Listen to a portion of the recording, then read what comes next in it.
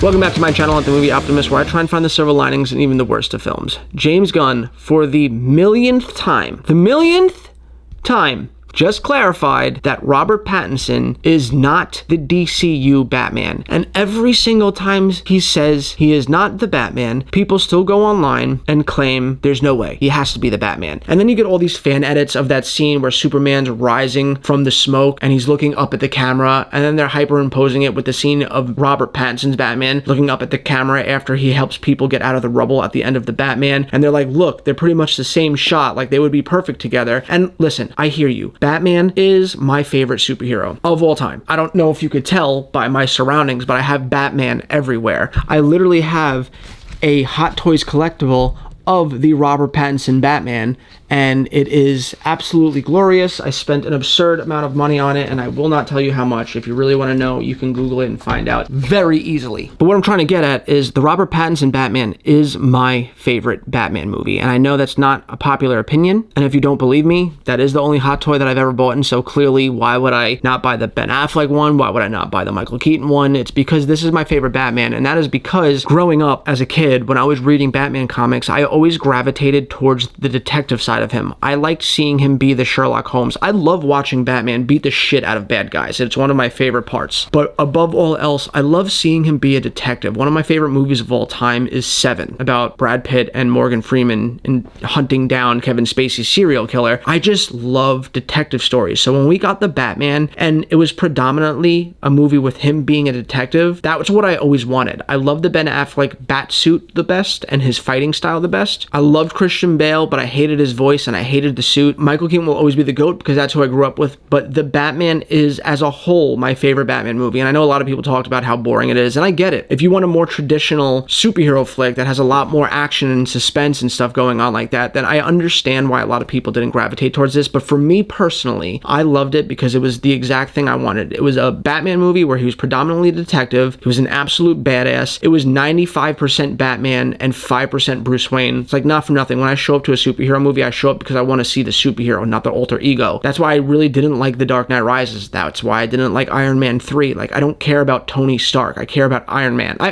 don't get me wrong, I love Tony Stark, but I want to see the suit of armor flying around in action. I didn't want to see Tony Stark running around with man-made guns killing bad guys. Like, that's just not what I wanted out of my superhero movies. So it worked for me. I loved the Batman. That being said, why would I want this Batman to show up next to David Cornsweet's Superman in a sequel? Like, it doesn't make sense. Matt Reeves established that this is a grounded universe. The Penguin show established that this is a grounded universe. You would not see David Cornsweet's Superman flying around in the same world that the Batman took place in and that the Penguin took place in. Those characters would not exist in a world where Superman is. That world is filled with the larger-than-life kaiju monsters that are coming out of rifts from different dimensions. It's more fantastical. It's like Star Wars, where you have these different planets with all these strange creatures on it, except in the DC universe, and the strange creatures are still Earth, but you have all these other strange creatures coming to attack us. It is not a grounded universe. It is a fantastical one. And that being said, I want a fantastical Batman. A Batman that fights people like Man-Bat, which is a giant bat that wears pants and flies around and eats people. I want a Batman that fights a goofy Mr. Freeze with a freeze gun. I want a Batman that fights an over-the-top Scarecrow that does induced nightmares, and I know that Nolan did it in a very grounded way, but I'm talking like the real Scarecrow way. For those of you that played the Arkham games, you know exactly what I'm talking about. I want a Batman that fights Poison Ivy, where she has vines growing out of the streets. I want a Batman that fights Clayface. Like, we're never gonna get that in the Robert Pattinson universe because he wants that universe to be a world where Batman is the only hero and he's fighting real life threats, real world type people that don't have mystical powers and stuff like that. This Batman would not work with David Cornsweet's Superman. We need a more comic accurate, fantastical Batman to work with it. Otherwise, it's gonna feel off. It's gonna make the Superman movie feel fake and not existent. Plus, I want his Batman to have the dark blue cape or the dark black cape with the gray costume. I want it to look more like the Ben Affleck version, but with bigger ears. Like, make him look like the Arkham Asylum Batman. Make him look like the Batman, the animated series Batman. I want him to be more comic book or cartoon accurate. And again, that's not something that was set up in the Matt Reeves verse. Let that universe be its own thing. Let Matt Reeves make his Batman Batman trilogy where it's all grounded, and he versus the Court of Owls next, and then follow that with the Joker that they set up with Barry Keoghan, and then it's done, and that'll be a perfect little trilogy off on the side while James Gunn builds his fantastical universe with monsters and kaiju and dragons